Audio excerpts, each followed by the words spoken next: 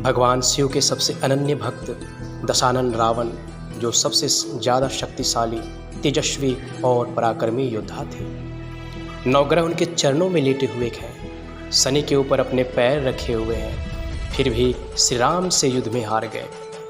क्यों हार गए ये आपको बताता हूँ।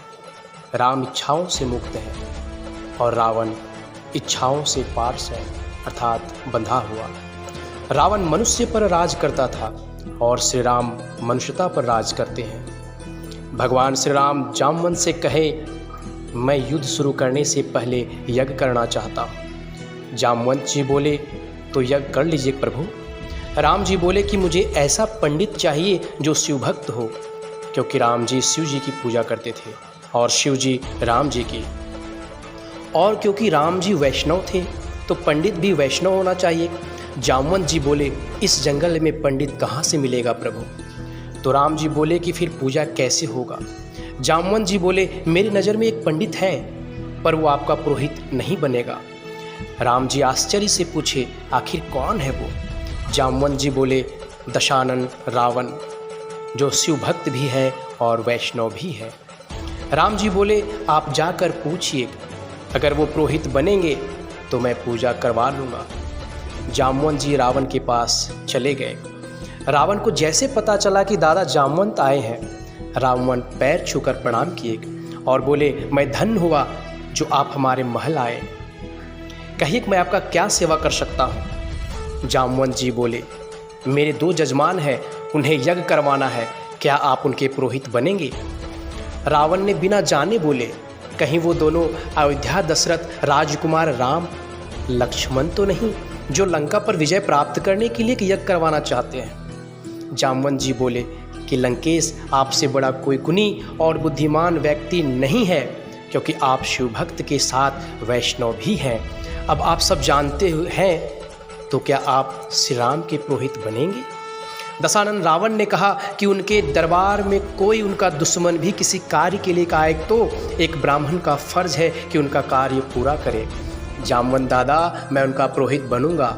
आप जाकर रघुकुल दशरथ श्री राम से जाकर कहे कि यज्ञ की तैयारी शुरू करें। दशानन रावण माँ सीता को जाकर बोले कि सीता, मैं तुम्हारे स्वामी राम का पुरोहित बनने जा रहा हूँ, क्योंकि राम लंका पर विजय प्राप्त करने के लिए यज्ञ करवाना चाहते हैं।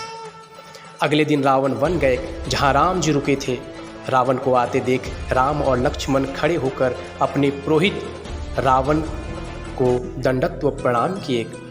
रावण ने यज्ञ की तैयारी शुरू की। शिव जी का बालू से शिवलिंग बनवाए, दूध से अभिषेक किए, जल फूल माला चढ़ाए और फिर यज्ञ संपूर्ण हुआ तो रावण ने राम और लक्ष्मण को आशीर्वाद भी दिए कि जिस कार्य के लिए आप यज्ञ किए हैं उसमें आप विजय प्राप्त करें। अब यज्ञ संपूर्ण होने के बाद जब रावण जाने लगे तो श्री राम जी रावण से बोले कि आपका दक्षिणा क्या है? आप दक्षिणा में क्या लेंगे? तो रावण हंसते हुए बोले, जो तीनों लोकों पर राज्य करने वाले हैं और खुद कुबेर जी मेरे पास हैं, तो भला आप हमें क्या देंगे? श्री राम जी बोले कि हम रघुवंशी हैं, जब तक हम दान नहीं देंगे हमारा यज्ञ संपूर्ण करने का फल प्राप्त नहीं होगा। तब रावण बोले कि जब आप लंका पर विजय प्राप्त कर ले और जब हमारा अंतिम क्षण हो तो आप हमारे सामने रहें। कुछ दिनों बाद जब युद्ध शुरू हुआ और दशानन रावण का वध हुआ तो मंदोदरी राम से मिलने आए कि आखिर कौन है वो जो इतने शक्तिशाली पराक्रमी दशानन रावण का वध किया है। माता मंदोदरी को आते देख राम जी ने प्रणाम किया और राम जी ने माता मंदोदरी से पूछा कि हमें देखकर आपको क्या लगा? तब माता मंदोदरी ने कहा कि इस दुनिया में 5 सुंदरियों में से एक मैं हूँ, जो दशानन रावण की पत्नी थी। फिर भी मेरे स्वामी हमें छोड़कर किसी और स्त्री को पाने की चाहत रखते थे, और एक आप हैं जो अपने पत्नी को छोड़ दूसरी स्त्री को देख प्रणाम करते हैं। जय श्री राम।